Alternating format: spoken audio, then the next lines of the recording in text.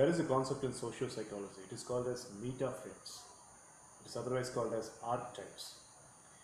This concept called as metaframes suggests that we are supposed to see our problems from a different perspective. Seeing the problem from a different perspective is a kind of a general statement. It is so basic when I say that. And you might not be very much interested when I say such a statement. But we always know that we cannot solve a particular problem in our life by having the same insight of the problem. We should be seeing the problem with a different perspective, and in the next level, as Albert Einstein used to say, no problem can be solved at the current state. You need to have a different state of mind, you need to have a different kind of thinking for solving the problem. So I thought I could give you a small information about this concept called as metaframes. Psychology says almost about 15 to 20 metaframes available for human mind dimensions, but I'm going to speak about 4 metaframes here. These 4 metaframes can be put into use when you are having any sort of problem. So I wanted to take a problem that you are facing in your life, any problem. You did not tell that to me, and it is a media coverage, so we are not face to face to have a personal conversation. You need not tell all that, but you can keep the problem, you can get the intensity of the problem, because some people will even cry when they think about the problem. And some people will have a kind of emotional outburst when they think about the problem. So often it happens in the counseling. So I wanted to take the problem with that intensity of the problem. That's very important. Okay, so I want you to have these 4 metaframes in front of you when you're looking into the problem.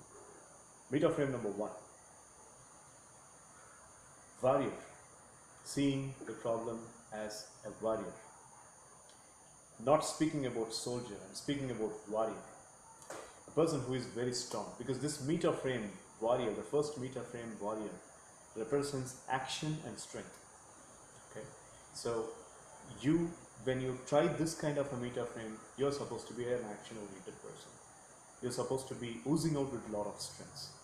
No sitting in a corner and crying business. Okay, so you're supposed to have lots of actions, and you're supposed to forcibly push yourself into the action, and your strength should be completely towards a particular problem. Now you have a problem right now, and I asked you to think about that problem, right? So see if you can use this warrior kind of a metaframe, warrior archetype for that problem. Can you figure out what I'm saying? Maybe quick example. You faced a loss. I mean, for example, if you are a professional, you had a problem with your boss. If you're a student, your project got failed, or your project did not merit proper attention. If you're a businessman, you had a little bit of a loss in the current project that you're involved in. So take these 3 examples: a professional, a college student, and a businessman. If these 3 people are using this particular archetype called as warrior, they will not see the problem as a problem, and they will try to, okay fine, so this thing has occurred for making me to go to the next level. This thing, businessman will think, the project has been lost because I have to think on a different dimension, so what next? The college student will use this archetype in a different way. Okay fine, so my project did not get proper attention. Now what kind of new learning, or what kind of new sorts of insights I can bunch into the project so that the project can be, skyrocketed in a different way. The professional, okay fine, so I've got a problem with the boss. Now what kind of an argument, or what kind of a professional presentation I can make to the boss which would really convince him, and which would really make him understand that I'm aligned towards the company's objectives. This is called as warrior perspective. Action, strength, thinking. Okay, right? So that's the first metaframe, warrior, action and strength. Second metaframe is a magician. A magician is a person who makes flash. I mean, who makes difference in a flash. Warrior is completely action oriented. He's an action past person. But this magician is not a person. It's not a person who is really having a kind of vigor in the activity. He's a person who makes changes in a flash. He's a person who tries to see that on an innovative basis.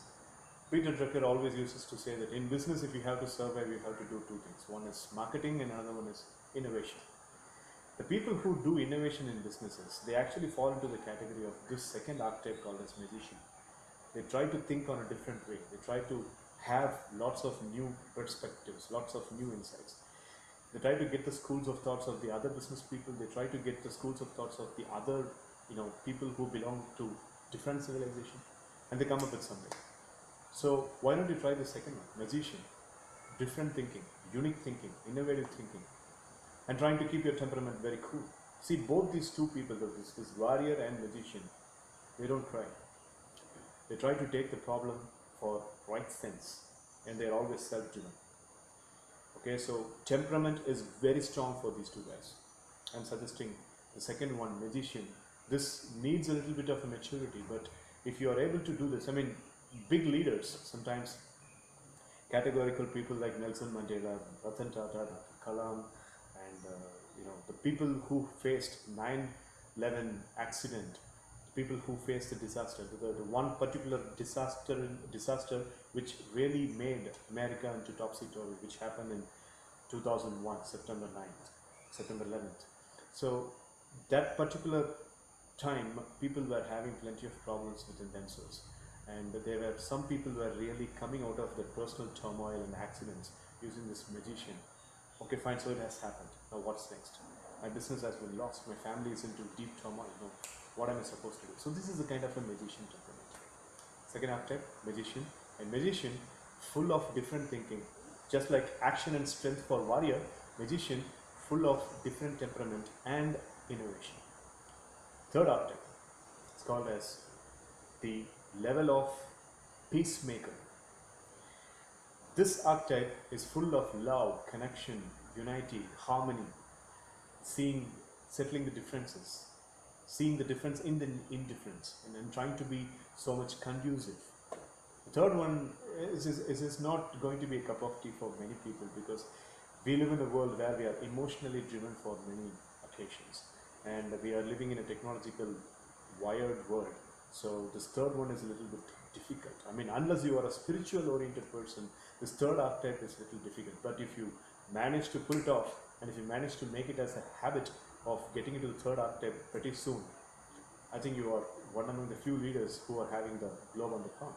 So it's called as peacemaker, complete love and connection, seeing everything with love, seeing everything with patronage mentality, seeing everything with kind of a solacing mentality, convincing mentality, self-imposed peace, self-imposed love, mercy.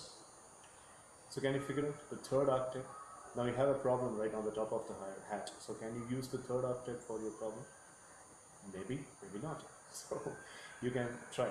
Fine. So now we have got 3. 1, warrior, action and strength. 2 is magician, humor and innovation. 3, peacemaker, love, connection. Comes the fourth one and the final one. It's called as sovereign, vision and purpose.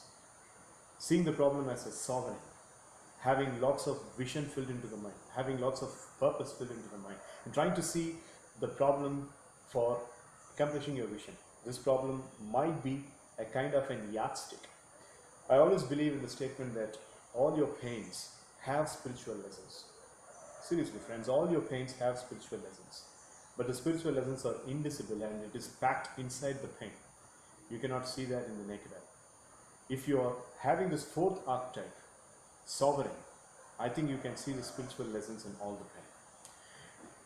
It's because sovereign is all about vision, purpose. This is what is my purpose in my life, and this is what is the vision that I have got to accomplish in the next 10 to 15 years. So this problem is going to be a proper investment towards achieving that. So this kind of a mentality is called as a sovereign mentality, right? So basically you have the level of euphoria that is coming into. Euphoria is a very strong word, so if you can even consult dictionary for the euphoria, means a state of mind where you've got lots of peace, lots of silence, at the same time strong willpower. Chanakya mind state. If you ask me on a spiritual note, I would give Chanakya as an example for this euphoria. Alexander the Great was an example of this sovereign mentality, and plenty of world-class leaders who were leading plenty of provinces and nations during the World War. They were having this final kind of archetype that we are speaking about, sovereign mentality, vision, purpose, everything towards vision, purpose. Problem, fine, welcome. How you are going to help me towards vision? Challenge, welcome. How are you going to take me to the purpose that I have got towards my life? And I've got a goal to accomplish in the next 10 years, so how are you going to take me there? So this is the kind of sovereign mentality. So there you go. The first one, warrior. Second one, magician. Third one, peacemaker. And the fourth one, sovereign. Warrior, action and strength. Magician, kind of peace, at the same time innovative thinking, right? Right temperament. Peacemaker, love, connection, unity, and sovereign, vision and purpose. So, what role are you going to play towards accomplishing your vision and towards solving the current problem that you're having? Think about that. So, you have just been introduced to a concept called as metaframes. They are otherwise called as archetypes, and I think, and it is my hope that these four things are definitely going to be useful for you as tools and techniques for facing your life's problems.